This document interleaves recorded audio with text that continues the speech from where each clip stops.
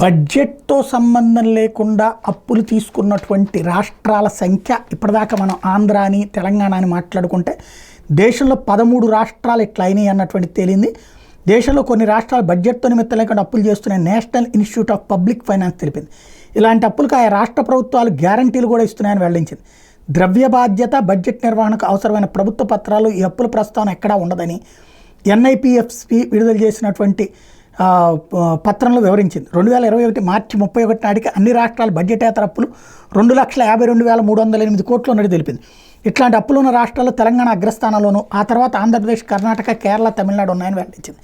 ప్రభుత్వ లెక్కల్లో ప్రస్తావన లేకుండా అదనంగా అప్పులు చేయడం వల్ల ఆర్థిక పరిస్థితులు ప్రమాదకరంగా మారతాయని NIPFC హెచ్చరించింది. ఇక ఈ లోపాయికారి అప్పుల గురించి ప్రజలకు చెప్పకుండా తమకే వెల్లడించాలని కేంద్ర ప్రభుత్వం రాష్ట్రాలను కోరిందని, ఇది ఆర్థిక జవాబుదారీ విధానానికి పారదర్శకతకు విరుద్ధమని పేర్కొంది.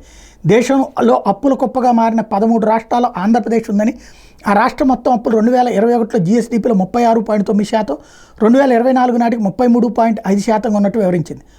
ఏపీ, పంజాబ్ రాష్ట్రాల్లో ఆదాయం కంటే వ్యయం భారీగా పెరిగిపోవడంతో నగదు అందుబాటులో లేక సమస్యలు ఎదుర్కొంటున్నాయని తెలిపింది.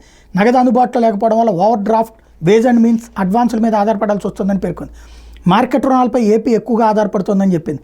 తెలంగాణ, తమిళనాడు, ఉత్తరప్రదేశ్, పశ్చిమ బెంగాల్, రాజస్థాన్, మహారాష్ట్ర కూడా ఈ సమస్య ఎదుర్కొంటున్నాయని చెప్పుకొచ్చింది.